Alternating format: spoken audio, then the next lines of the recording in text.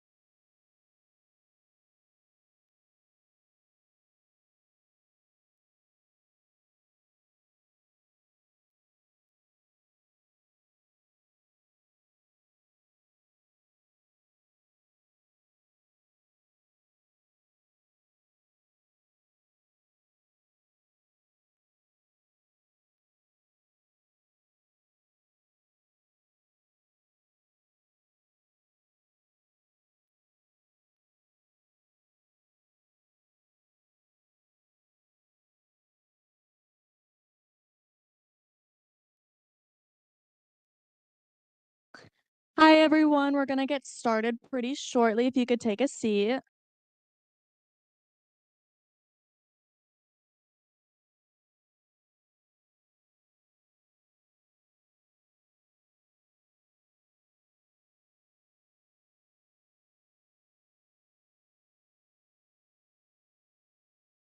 Hello, everyone. Welcome to our Retail Sales and Marketing Certificate. Before we get started, I do have a few things to share. So today we have our certificate. We're going to go over members of the week and then just overall upcoming announcements, getting excited for spring break. So members of the week, Elsa Wright, Fisher Hansen, Sam Ernest, and Zane Bloom. If you could come on up.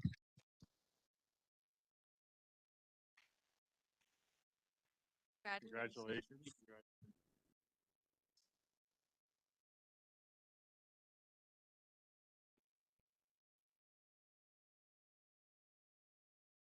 All right. And then next week, because we're on spring break, we just want you to enjoy it. So there's no meeting, but we do have our regular divisional meetings the Monday after spring break, as well as a Wednesday meeting. And then a group of us are going to the International Collegiate Competition. So against all of the other AMA chapters in the world. So that's pretty fun. And that's coming up. And we'll have updates shortly after that meeting. All right. And now I would like to introduce our moderator and one of our advisors, Charles Quincy.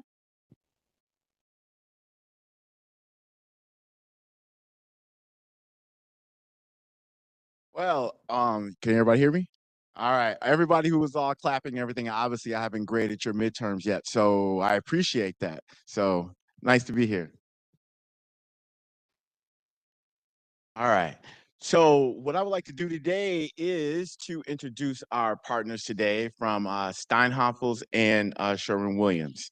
So if we can have these beautiful people stand up and getting ready to sit down, and then I can just start introducing everybody. So today, the first person we have today is Miss Jenny from Sherwin-Williams. Everybody give her a round of applause. And then we have TJ from Steinhoffels, general manager. So give him a round of applause, please. And we have Fabiola from Sherwin-Williams right here, and just give him a round of applause. No, Fabiola, I'm sorry, Frank. Fabulous. All right, Frank, you guys have a sit down and we'll get started. Before we get started, I wanted to let everybody know that my students probably already know my history and everything, that I have a lot of all my experience comes out of retail. And basically, I have been a store manager, assistant manager, all the way from Dollar Tree to Office Depot to Shopko stores. And then, of course, my most recent experience in corporate retail at Sears and Kmart when they were open all the time. So those are most of my experiences come from. So I just want to let everybody know that. And then when I ask you guys questions, I just want you guys to be like, who's this guy asking me this stuff? All right. And then going from there. But if you guys just want to do me a favor and just talk about what your company does, and basically what do you do, and basically do you guys hire for any jobs or future jobs or internships and things like that that you guys know of. So feel free to make sure your microphone's on and we'll get started. So we'll start out with TJ. Hi, everybody. Nice to meet all of you. Thank you very much for having myself and, of course, us all in today. I am here representing Steinhoffels. I am with and at the Madison West location, the one coming off of the Beltline. Very, very brief history. I've actually been with Steinhoffels 6 months myself. Outstanding experience so far. The company, as many of you hopefully have heard of the company of Steinhoffels, we sell furniture. We sell furniture and work with customers directly. That is through a multi-pyramid ultimately focus, one being operations and logistics. You've got your team, human resources, and then of course your process and product being the stores. I work in the stores position as a general manager. My pathway, I've worked in retail my entire career as well, mostly big box, now switching over a little bit more into localized retail. Steinhafels is a local business, of course. We are hiring. Pardon me. No, as 6 months with the business, I've obviously learned quite a bit over those first couple of months. We just went through our first round of intern hiring. It was quite a bit of fun getting to interview, going on to different school campuses, meeting different individuals, explaining a little bit more about the business, what we do, and how that can fit real well into pursuing a career either in business administration, in retail, or in any of those capacities. So that's a little bit about Steinhafels. Give it to Frank. Give it over to Frank. All right, here we go. Hello, hello.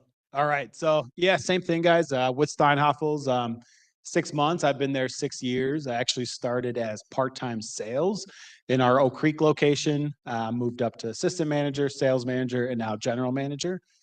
So actually, we hired a graduate from here, Peyton Johnson. Any Peyton Johnson fans? No, he told me to shout him out, so that's that. But yeah, so we're just became employee owned. When I first started with the company, we had about 9 locations. So 6 years later, we're at 15. So growing, local business, family run, employee owned, but big players in the furniture market. So like TJ said, it's kind of fun to be in a really big furniture player market in the market, but also kind of have those small town mom and pop values. And, you have Andrew Steinhafel's cell phone number and you can text the memes if you want to, not recommended, but you can. I won't do that. Yeah, head of HR on the, she just texted me, she said, make sure you get some photos. And yeah, it's just a really great place to work. I mean, we hire interns from Whitewater all the time, constantly hiring, always looking for good people. Even if I'm fully staffed, if I get, the right talent and a really good person, I'll always hire them. So. All right. Well, next up is Jenny from Sherwin-Williams, and go right ahead. Hey guys, thanks for having us tonight. So I've been with Sherwin-Williams about 5 years now. I am currently a store manager here in the Janesville area.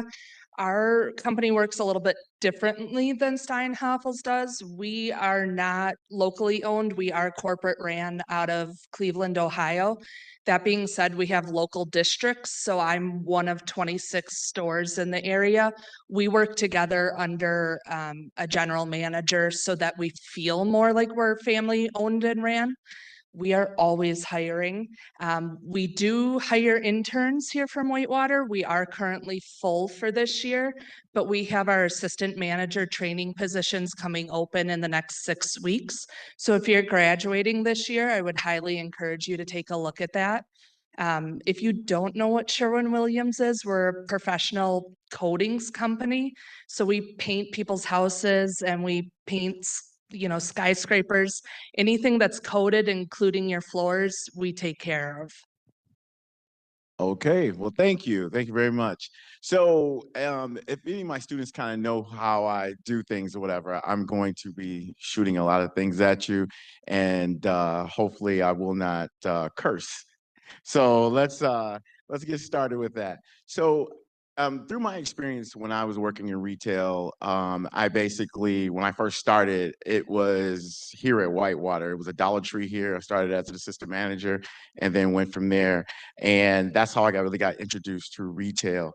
How did you guys end up starting in retail? Did you guys first straight go into retail after college, or how did you guys get started? Frank, we'll go with you. Fantastic. So I actually started, I had kind of a crazy story into retail. So I was bartending that night and I was installing flooring during the day. My flooring installer, the guy I worked for, he actually worked through Lumber Liquidators. It's a company that's no longer around actually.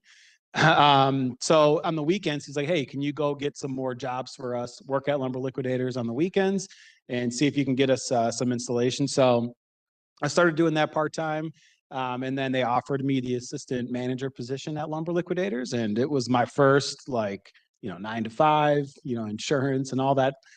So left the bartending gig, went straight into retail. That was 16 years ago.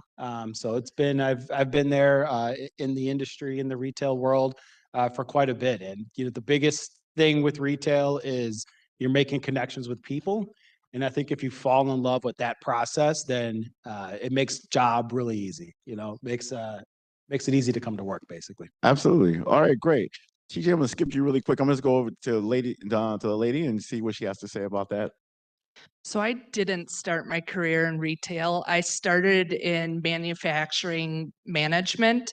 And then I was going for my master's degree at the time when COVID hit. My company closed and I started looking, found Sherwin-Williams.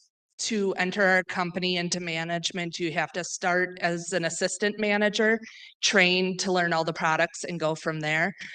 So about 5 years ago, I joined the company and I'm on my 6th location at this point. So are you looking to stay in retail for a very long time, or are you looking to probably shift it around and go from there? Or am I getting too personal? No, you're good. Do I plan on staying with Sherwin-Williams? 100,000%. Do I plan on staying in a store? Absolutely not. What are your plans doing outside the store? I'd like to move up into district management in the next 5 years. Awesome. All right, great. All right, TJ. Unique experience for myself as well. I'm a UW Stout graduate. I'd gone to school for casino management and gaming operations. Pursued it, found myself with an internship opportunity and bombed the interview, blew it. Walked away from that, pursued a different internship with Disney World. That really taught me that I loved combining both front of house experience, so working directly face to face with customers, while also delving deep into a leadership role, working with the teams. That brought me to, after post-college, graduating and applying with Target. I was an assistant manager and executive team lead with Target for quite a few years, promoted through that organization to general manager, relocation and relocatability being a value in big box retail. I was able to pursue those opportunities quickly post-college, moved around the United States, ended up being recruited, stayed in big box, and went to Home Depot for quite a few years out on the West Coast. I was in California, running a big box out there. That eventually, I'm from Wisconsin, families from Wisconsin, had enough of California through the 2020s, early 2020s. Moved back to Madison, Wisconsin, and then found myself transitioning into Steinhafels. That's awesome. I don't know how you got tired of Cali, but well, that's for a conversation for another day, honestly. real talk. So a question I have for you guys. I know you guys have your own experience being a new hire yourself, where you're at. And I imagine that some of you have already trained new hires also and everything like that. So so if some of these students decide to become one of your new hires, what is a day in the life looks like for one of the new hires, and what kind of responsibilities would they have, and then going from there, and the biggest challenges? I will start with Jenny. So I would say your first 6 weeks, every day is going to look different. Your first 6 weeks, your focus is shadowing your assistant and your manager to learn what we do. So you have to be adaptable, you have to be willing to learn, but it's also fun. You're not doing the same thing over and over again. So whether that's helping a customer pick out their favorite color, getting your key accounts largest order out the door, making sales calls to keep the sales coming in every day, you'll learn something new every single day and build upon that. Okay, Frank. Yeah, I guess it depends for which role. For sales in particular, your first week you actually spend at our flagship store, Waukesha, which is our corporate center. It's our distribution center. It's our largest store. You get to get a tour of the place. I always challenge my new hires to try to find there's a hidden wine cellar somewhere in the warehouse. So that's always it's like an Easter egg hunt that I send them on. But after that first week, you head to your store that you're working at. In my case, Menominee Falls, you'd be teamed up with one of our sales managers, and it's a very structured program that we put you through. I always preference, I let the new hires know, don't come out of this first week thinking you're going to know everything, because it's just impossible. Whether it's day 1 or day 1,000, you're always going to be learning. You're always going to be, technology is evolving, so we got to learn something new every day. There's always new furniture coming out, new mattresses coming out. So don't get bogged down in wanting to know everything. Just bring passion, bring tenacity to work every day, and we're going to provide you the tools to be successful. All right. So we're going to give you all the training, all the product knowledge, policy training. But yeah, everything else is going to be on you to kind of have that internal fire to want to be better every day. And if that's who you are, then you're going to do absolutely great with us. All right, TJ. Couldn't back up Frank more on one of the very last thoughts there. The most successful people I've found in my experience working, whether it is big box retail, being a leader overseeing 300 to our locations now working with 20 roughly associates in store that at a Steinhafels are commission-based associates, are running their business inside of the store, is who has that, as Frank had said it, that internal fire, but who can be self-sufficient, who asks questions and wants to learn, who is willing to address what their opportunities are. And in our industry, working in commission sales, nobody will tell you faster than a customer what your opportunity is. They'll directly to you, let you know what you need to focus on for next time, what they missed, what ultimately didn't lead to that relationship becoming a confirmed sale. And if the people who take that away, who walk back, and again, whether it's in a leadership position to sales, but self-reflects and says, okay, this is where I need to improve, and do improve, challenge themselves to accomplish that, they find the most success at a Steinhafels, but everywhere that I've been. Okay. And through my experience also in retail, especially, a lot of people used to ask me questions when it came to time, when it came to work, when it came to pay, when it came to everything. With all those thinking about everything, what are the biggest myths, misconceptions that people have about retail and about your jobs that you guys do? I'll start with TJ again, because he gave me that little smile all of a sudden really quick. So go with TJ first. Al, that smile is years of hearing those myths from the team. You know, I don't necessarily know. I think living it, moving through it, working in it, you find out a lot of things to be true. I know I hinted earlier at relocatability, and relocation is an extremely, extremely valuable thing for anybody, especially in a retail industry where when I started with Target, there's 1,800 stores. Your ability to get to a location is much easier than their ability to open one for you. So there's absolutely truths behind many of the different things that you hear. However, I'll be the first one to say it. My career was headed away from retail when I had started in college. I landed into it and I won't leave it. I actually spent time overseeing multi-unit after my time with Home Depot. And though I loved working at that level, I am very much an in the store, on the floor with the team and customers leader. That's where I'll be. So as many myths as I'm sure there are none that are derailers from the industry. Wait. All right, Frank, go right ahead. Yeah, so a big thing about retail, people don't realize how much of a work-life balance there actually is. I say work-life balance because honestly, to be totally transparent, sometimes work wins, right? Sometimes you're not just going 40 hours, you're going to the 44, 45 hours. But there's other times where life wins, right? If there's, you want to take a 2-week trip to Europe, absolutely, that's totally doable. But on the other hand, right, it's going to take working those Labor Day, right? Labor Day, we'd all want to be out by the pool. It's the last big summer day, but that's a huge money-making day, right? So there's a give and a take both ways. That's why we love to talk about work-life balance, but really focus on the word balance, because there's a little bit of both. There's definitely some sacrifices you have to make, but the payout is huge, right? The opportunity is definitely there to help you live a better life, live a more comfortable life, live a better life for your family. So that's our biggest thing. Awesome. All right, Jenny. That would be my main point as well.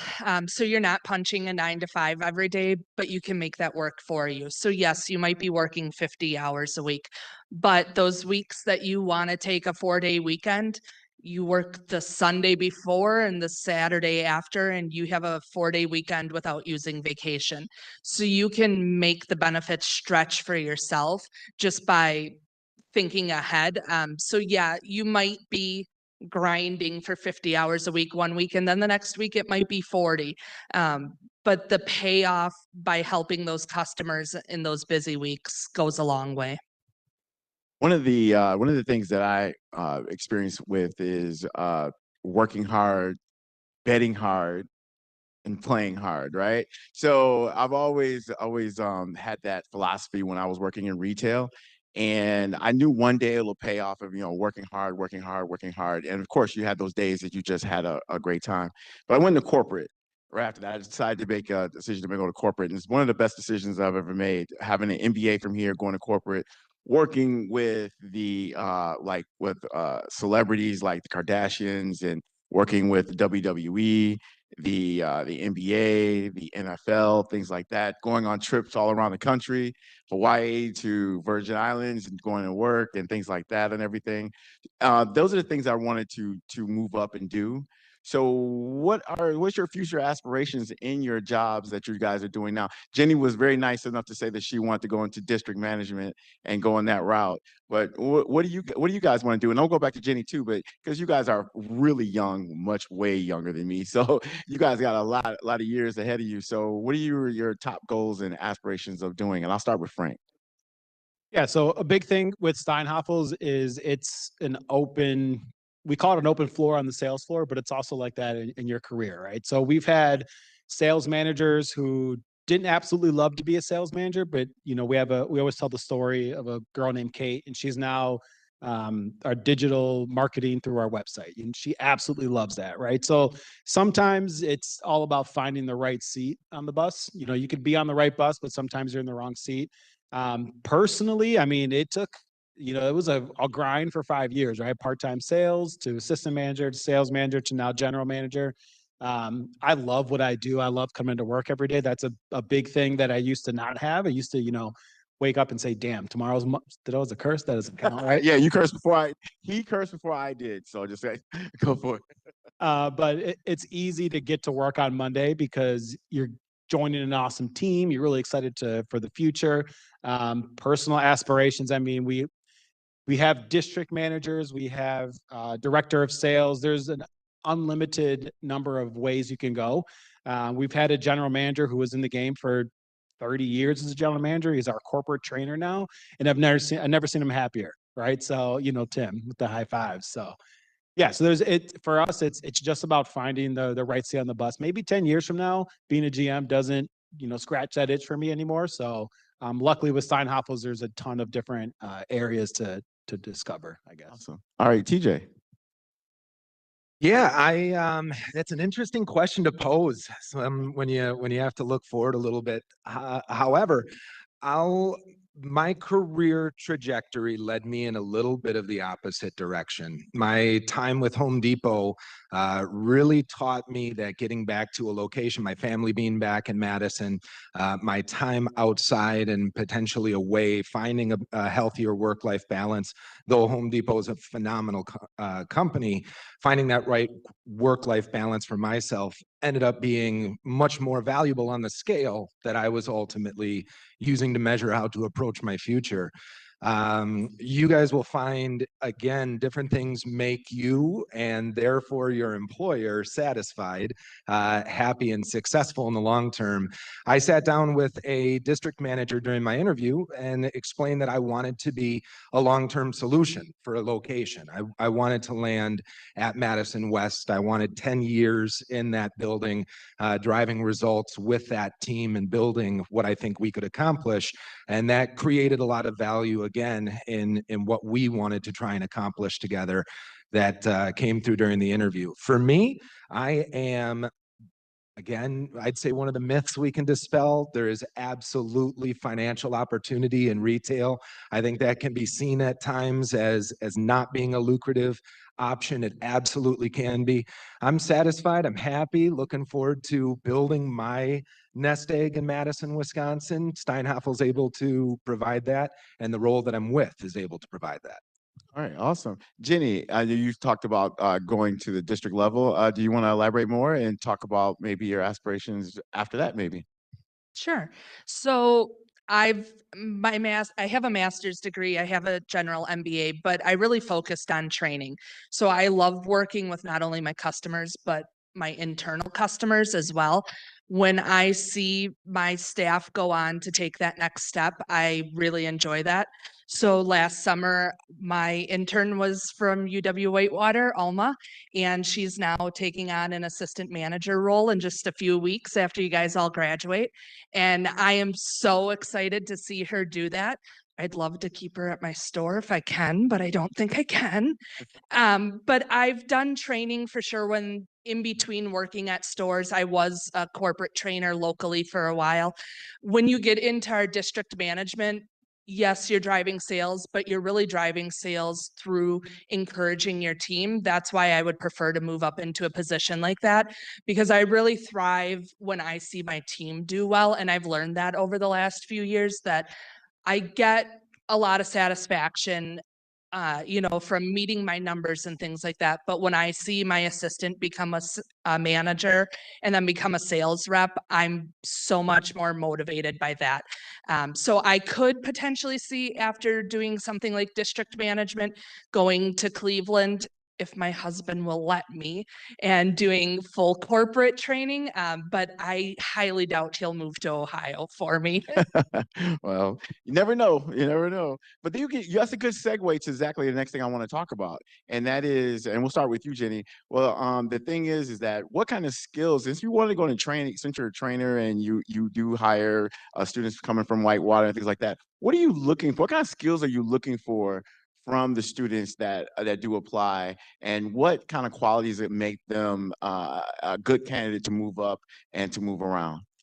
So I really only have two things I need from you. I need you to be an active learner and an active listener. I can teach you the rest. If you can't listen to what I'm saying and putting it into motion, it's never going to work, because like the guy said, there are tons of things to learn when you start a new position. I'm still learning about new products every day. If you can't soak that in, you'll never be successful. But if you can take what your managers and your mentors are providing to you and run with it, you will be successful every single day at Sherwin. And you know what? That is such a great suggestion and advice to everybody. And not only is she talking about Sherwin-Williams itself, but just almost in every company that you really go for. And that is awesome. Thank you. Frank, what about you? Yeah, I'd echo that, right? I mean, the skills, we can teach you skills, right? So anytime we're in the hiring process, we always look for, character traits that kind of showcase what our values are as a company as well, right? So it doesn't take any skill to show up on time. It doesn't take skill to be empathetic and be kind and be passionate. So those are the things that we look for, because that's what we kind of exemplify as a company, right? We have our core values, and if you can kind of mirror those, the skills we can teach you. PJ. 1000%. I think these two nailed it. The last that I absolutely can say I try to pull out during every interaction is an individual's motivation. What and why are you here? I start interviews. Why Steinhafels? What's your motivation for choosing us as an organization? That can be a multitude of things. I think the answer earlier that I have been fortunate enough to write letters of recommendation. I've written letters of recommendation for different schools, for parents. I've gotten to see promotions and supported that through other individuals' careers. That is as motivating. Well, a check is probably on the top of my list. But that is also one of those motivating aspects of what keeps me coming back to work every single day. You have to find motivation. I think it is awesome, legitimately. I think it is awesome when I help a customer choose out this fantastic living room set. Like it's so cool when they just kind of lose their minds and drop $6, $7, $8, $10,000 on a new living room set. That's a fun moment to be able to share with them. I find motivation in that. That is one of those experiences I look for, keep me coming back to work. Everybody has to find that at your jobs, and showing that is very important. Awesome. All right, great.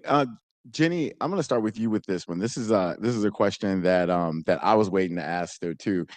Since you have a little experience outside of retail, before you got into Sherwin-Williams, what are the skill sets and the skills that differ from retail slash to you where you came from and going from there? And also, what do you think that people probably need to know a little bit more about the skills they need to be in retail? I think the skills are fairly similar. You just use them in a different way. So you need to be organized no matter what job you take on. You're going to have tasks. You're going to need to decide how to prioritize those. And then your interpersonal skills are very important. So whether you're working with a customer and being able to provide that excellent customer service, or you're working with one of your employees and encouraging them, making sure they're ready to take the next steps. Maybe they had a bad interaction with a customer. You need to be able to overcome that because you need to motivate them to do better next time.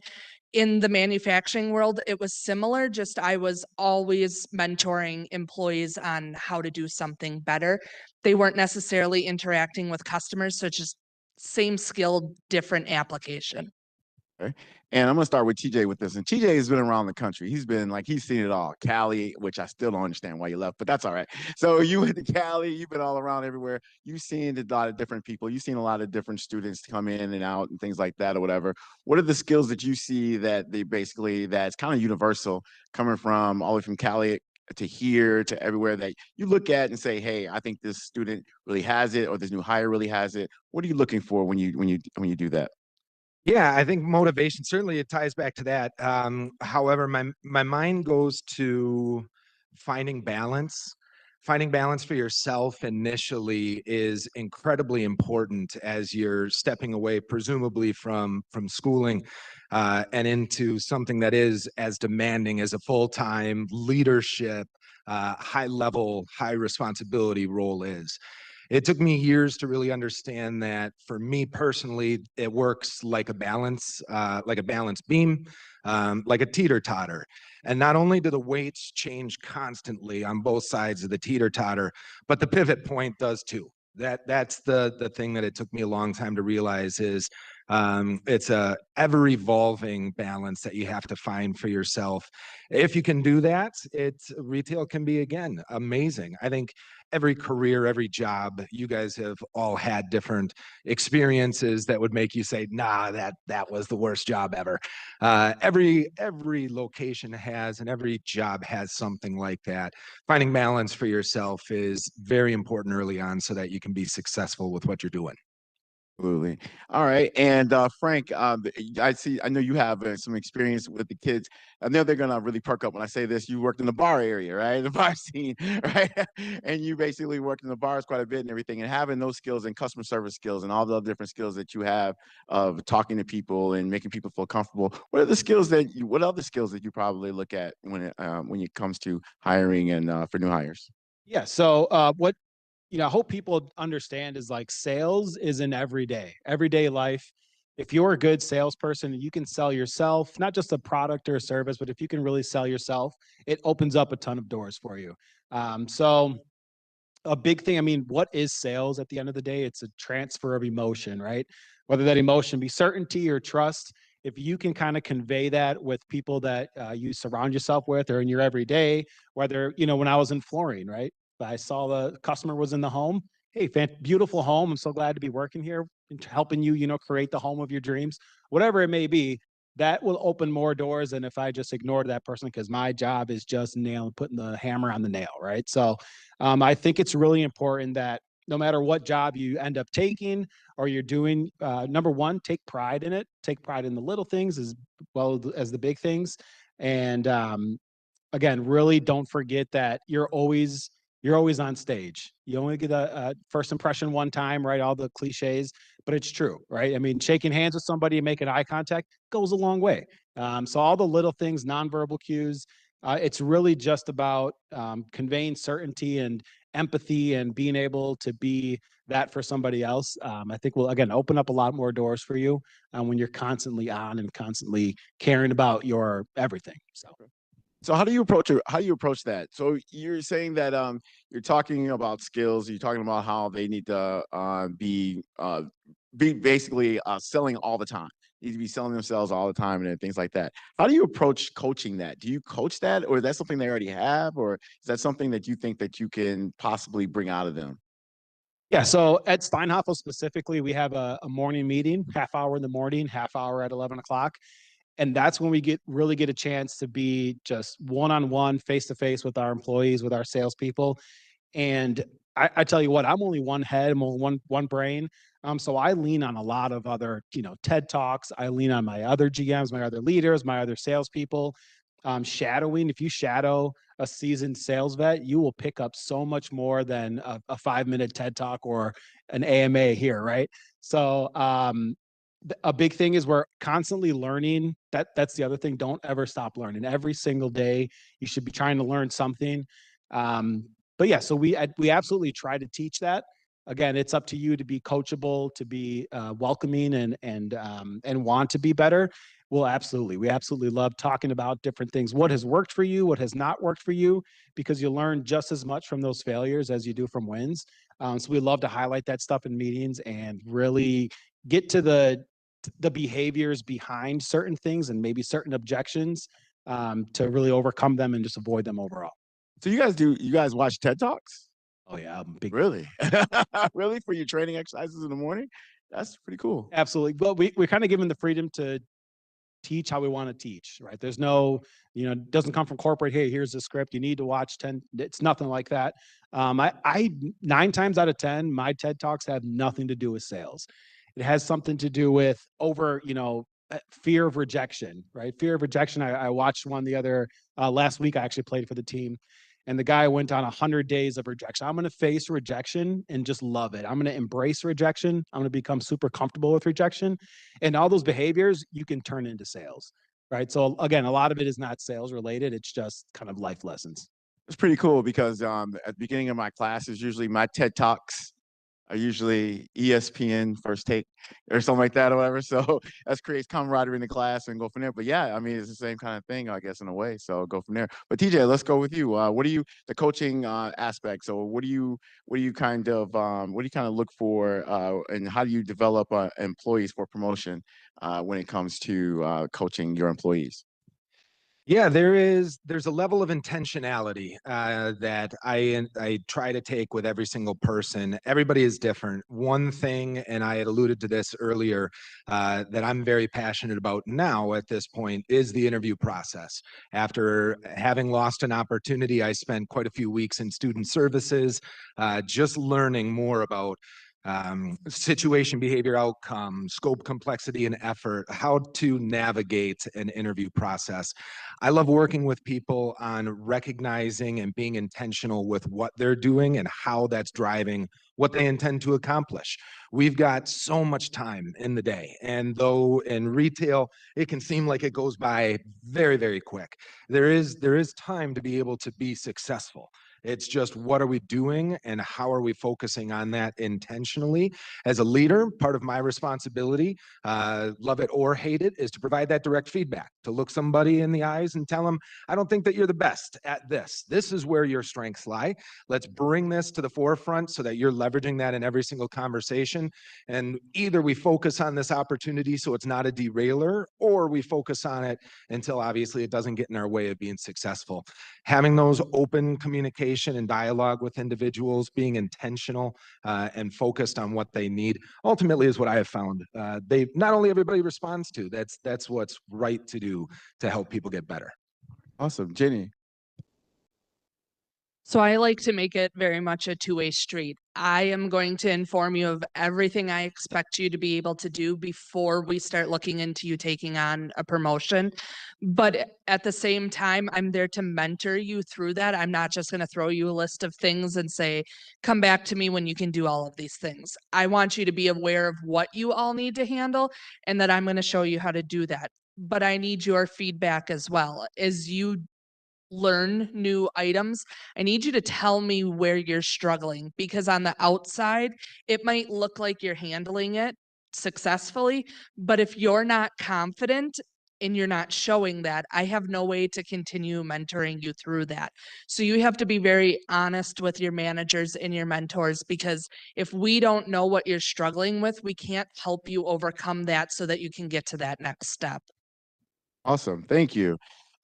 So I have like around 3 last questions that I really want to talk about really quick. So this is the introduction of the kind of controversial parts. Okay. So so prepare yourself for this.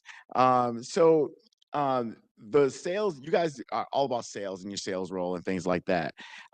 Can you guys talk about how you train um, new employees how to balance sales versus customer service? Because we all know that in sales, you guys get paid, a lot of you guys get paid off of maybe the salary and commission or just commission. So you got to get that sales, right? You got to do what you got to do. I got that experience. But at the same time, you want to take care of the customer and you want to make sure the customer walks away good, and you want to be ethical about it. So how do you balance those things and going from there about basically saying, okay, I know that the customer really wants this, but they probably need this, and it's probably going to mess my commission up a little bit, but I'm going to go out and go up from there. And the biggest smile I see is Miss Jenny, and I'm going to start with her. Okay. So I'm lucky. I have a base salary and I am not based on commission whatsoever. I do, however, have a very nice potential bonus program. So at the end of the day, I am always thinking about sales, but it might not be my number one focus. In general, I like to teach everybody and say, you're not selling somebody something, you're creating a solution to a problem they have. So if I have a customer comes in, he's painting somebody's house, they have water damage in a room, I'm not selling him a high-end product. I'm selling him a solution to that problem. So I'm never going to upsell somebody, especially a contractor, on something they don't need. At the end of the day, that's going to play back into my bonus potential. So I will get paid on it at the back end, but it's not something I have to focus on. That is one of the main reasons I chose Sherwin-Williams, was because I didn't have to worry about being paid based on commission. All right. And Frank, you want to go follow that one? Go for it.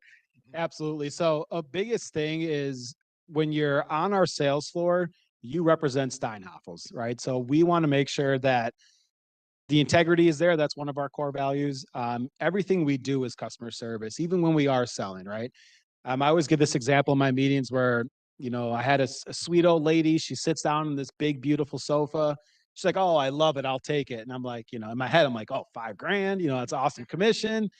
But she can't get out of it. She can't get out of it in my store. So, ma'am, I would love to sell you this, but let's get you into something that you need more than what you want, right? Because I can just tell you now, you're not going to be happy trying to get out of this every day. So really making sure that each customer gets the same experience, no matter what they're looking for, a $5 item or a $500 item. Every customer gets the same experience. The nice thing with Steinhoffels is we're super transparent about everything. Transparent about pricing. There's no haggling. Transparent with our policies. And then you get us as well, which we're all under the umbrella of Steinhoffels, and we all take a really great pride in representing that name. It's been around for 94 years, so we need to have a big pressure on us to uphold that name, those values. TJ. Following up on that thought, and Frank had referenced this earlier, Steinhoffels is an ESOP. We are 100% employee owned, and that employee ownership is equal amongst the individuals based off of the factors, of course, of their employment, but equal amongst all of us. I'm as much of an owner at Steinhoffels as Andrew Steinhoffel, our current president, as an associate who started in our store yesterday. What that ultimately does is puts every single one of us, whether it is a general manager, a sales associate, a warehouse employee, or Andrew Steinhoffel, in the exact same position of responsibility in front of the customer, and that's to make both the company, but also ourselves successful. When you've got, and one thing that I have found at Steinhafels, we and this company does exceptionally well, is that everything that allows a customer to win also is valuable for the organization, is also valuable for the associate. And when you have all of those three very much so in line, like taking care of a customer, making a big sale, getting repeat business, when everybody's paddling in the same direction and the company is structured to allow that, you can find success much easier. Awesome. All right. Well, thank you. Thank you very much. The next question I have for you, it kind of really focuses on marketing quite a bit. In your stores, you got a lot of in-store marketing, I imagine.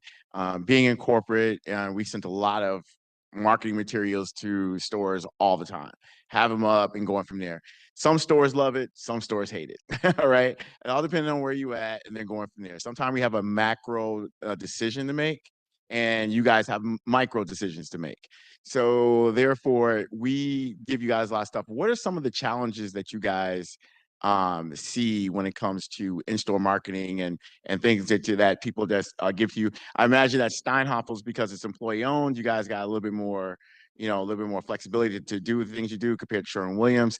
But what are some of the things that you guys seen that you guys had to use in-store, and maybe even outside the store, that comes from marketing? Yeah, absolutely. So I'm opinionated, but that's because I'm on the process side of marketing, not on the creative side of marketing. Generally, stores feel one specific way. Marketing feels sometimes a different way. I can say individually, one thing that I have found is that customers do not read marketing. They don't look at tags. They're not going to read the warning label or the exclusions on the bottom with that tiny little asterisk on it. We do a good job of getting the word sale in front of customer, but we don't always give them the entire picture. That's where, as Frank had said, the great salesman versus what we sometimes in our industry call a clerk step in. A clerk walks up and looks and says, "Oh, I see you saw this is on sale. Would you like to buy?" A great salesman explains, talks the individual through the marketing. And when you can create a cohesive message, one where the message is in front of the customer, but then the associate brings it to life, the team inside of the store, the brand of the store, the experience that we're trying to deliver, when all of those things become cohesive, that's when marketing really, really lands. We do a decent job of that. I think everybody is looking for that golden ratio to make it work. And you've got the human element that always has to be considered as well when you're doing that. So it's tough to find, but when it does land, that's when it really comes to life, blends seamlessly between in-store, out-of-store, and just verbal communication. And TJ, I want to expand on you a little bit more since you have this experience. You basically have been in retail all the way from the West Coast all the way to here, East Coast too, or Just out to the Dakotas. Oh, the I Dakotas, spent okay. years in the Dakotas. all right. So you got that experience being in different areas. So what is it so different about the marketing when it comes to all the way from the West Coast to here and everything? What are the biggest differences that you see? If any? People, 1000%. I think anybody who's gotten to spend time in different locations learns it is rather dramatic how different things can be important to different people based off of where they are. As a small example, I was a store manager for Target in Aberdeen, South Dakota, tiny little town of 20,000 people. 4 hours from Fargo, just middle of nowhere. It existed because that's where the railroads cross. But a nice town. So I was out in Aberdeen. The weather, because that's a farming community, could have such a dramatic impact on our overall financial results for the fiscal year because of what that did to people. It's really dramatic how much each location can be different, how much each customer can be different. It's fun. It's tough for sure. But it is obvious when you spend time in some of those different locations. Exactly. That's why I always preach to usually all my students that have classes with me. I always talk about the 4 Ps, and I always try to argue that place is one of the most important, if not the most important part of the 4 Ps, even though we are in marketing and most people want to say promotions, but everything. But Frank, what about you when it comes to in-store marketing, outside marketing? Yeah, a big thing that our advertising team does an amazing job getting people into our buildings, right? So billboards and commercials and social media and podcasts and Netflix commercials. Um, so our job, and I might be sharing too much here, but we have these 3 O's that we follow, right? So outshine, outsell, and outlast. So when the customer comes into the building, that's advertising's job to get them in there. But once they're in the building, it's on us to make sure that we sell ourselves, right? So we are making sure the store looks as beautiful as possible, right? I mean, down to the parking lot. Gary Steinhoffel, who was the president when I first joined, his big thing was parking lot. If the parking lot doesn't look good, what are you guys doing, right? So that's the outshine part, and outsell is making sure that we give the customer the best value. They always want them to leave not with the lowest price, but the best value. So we do a really great job of making sure that the customer is getting what they're paying for. And again, the number one thing is making sure the store looks beautiful. That in itself goes a long way. We also joke that friends don't let friends shop at Ashley, and that's a big thing, right? They make, Right. again, I think I'm saying too much, but No, it's all right. doing if you knock all those things, making sure that you present well, right? You're dressed well, you got your hair done. It doesn't look like you just woke up from a crazy night at the bar and you're half tucked in. And so we take pride in everything. So that goes a long way in the outshining part. Again, that just makes the shopping experience nice for the customer. And at the end of the day, if we get them what they need, then they're good to go. Awesome. All right. Thank you. Jenny. So we also have most of our marketing come out of Cleveland. It's on TV, it's on podcasts, wherever you look. We also have copies of that hung in our stores, so you know what different sales are going on at the time. But going back to solution-based selling, just because that's the product on sale doesn't necessarily mean that's what the customer is looking for. So I try to preach that you're not selling one specific wall paint this week because it's on sale. You still need to ask all the questions, still need to make sure we're servicing that customer the best as we can to make sure we're meeting all of their needs, because maybe it's a low-end product on sale and they have a 2-year-old at home that loves to get into the Crayolas and draw on the wall. I have a paint that will come off of. It's not the cheap stuff. So yes, that might be on sale, but at the end of the day, if they're going to repaint their house 5 times over the next 5 years, it's not going to be the cheapest solution for them. Spending a few extra dollars up front is going to be a cheaper solution. So you have to have those conversations. We like to say, at least in our store, that friends buy from friends. If you don't establish that relationship, you're just coming off as that salesperson trying to push something on them. I don't want any customer, whether it's a homeowner or a contractor, leaving my store feeling like we pushed something on them. I want them to feel satisfied and like we listened and took the time to meet their needs. Okay, awesome. All right. Well, I think we've reached that final question that I kind of want to ask you guys. I'm going to be picking with you guys, so don't turn red on me now when I get ready to ask you some of these questions. I'm going to start with the ladies first, Jenny. And the question I have first is, what advice or words of wisdom do you have for someone about to graduate as they enter their first position? Maybe some of them are going straight into retail. Maybe they're going to a different industry.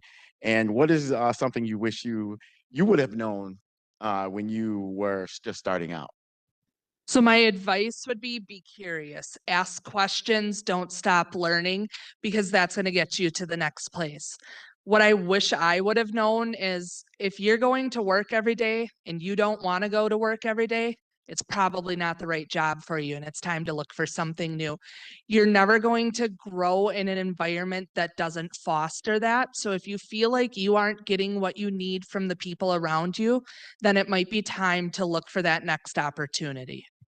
All right, awesome. And you know what the funny part about this whole thing is, I was going to pick with you, Jenny, is that I just recently read an article, and you don't have to comment, on this at all, that Sherwin-Williams, they were store managers that it blew my mind, the salary that you guys were making. I was like, when I saw that, I was getting ready to have a talk with Andy and and Jimmy, and everybody's like, oh, I think I need a raise here, or whatever. But no, you guys basically, I saw an article saying that you guys were getting paid pretty good money and everything. And I know a lot of people are really motivated by that, or motivated by, of course, customer service, things like that. So what I'll say, I won't tell you what I make, but I can tell you my mom has been in manufacturing management for almost 42 years. And my first year with Sherwood, I made more money than she does. Yeah, I heard that. So I was like, whoa, that's pretty good. That's awesome. Okay, Frank, you gotta follow that up. Always have you follow up with some after Jenny. So go for it. Up here. I know I do. I'm sorry. No, mine's not super complicated. The biggest advice I could give is be intentional. And then again, I mentioned this earlier, but really take pride in everything you do for wherever you go, right? Whatever position you end up taking, take pride in it, right? Make sure that you're on time, make sure that you're the first one in, make sure that you're constantly learning, constantly wanting to be coached, to Jenny's point. The more you learn and the more open you are to it, and give yourself some type of deadline, give yourself SMART goals, right? Give yourself, hey, this is where I want to be in the next 6 months, or even ask your mentor, hey, you're going to take me on as an associate in 3 months. What would make you say I made the right choice? Right. And kind of follow that, use that as your guideline, basically. All right, awesome. All right, TJ. I 1,000% agree with these two. Two quick thoughts, actually. Frank had said it. I'd follow his up with make sure to give yourself grace as well. I told you guys I had lost my internship opportunity. That was a very tough day, thinking that my world had gotten turned upside down, and I ended up becoming a general manager with Target. What a fortunate swing, right? I unfortunately separated from that job in a challenging way. And another unfortunate swing, but that led me to Home Depot and then forward to Steinhafels. Give yourself grace, be patient. Things do not always go the way that we hope that they do. However, I also wanted to follow up and just say, be the person that you want to see. I really believe that I can help the team be successful by listening, by hearing them, by trying to be the best version of myself for them. I think that's that measurement of pride that Frank was referencing.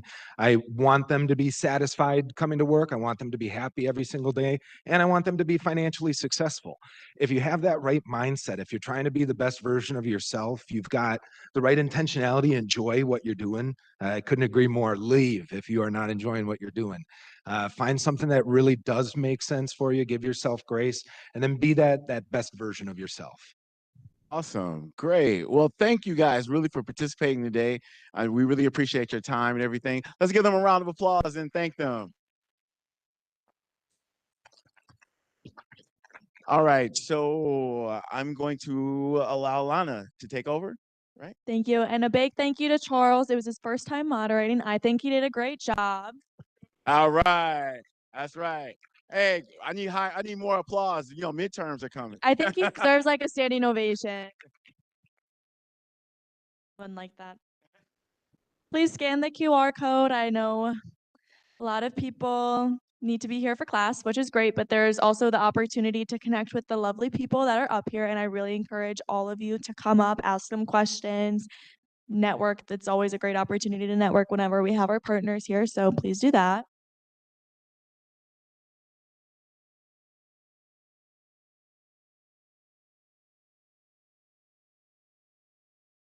Thanks again, Charles.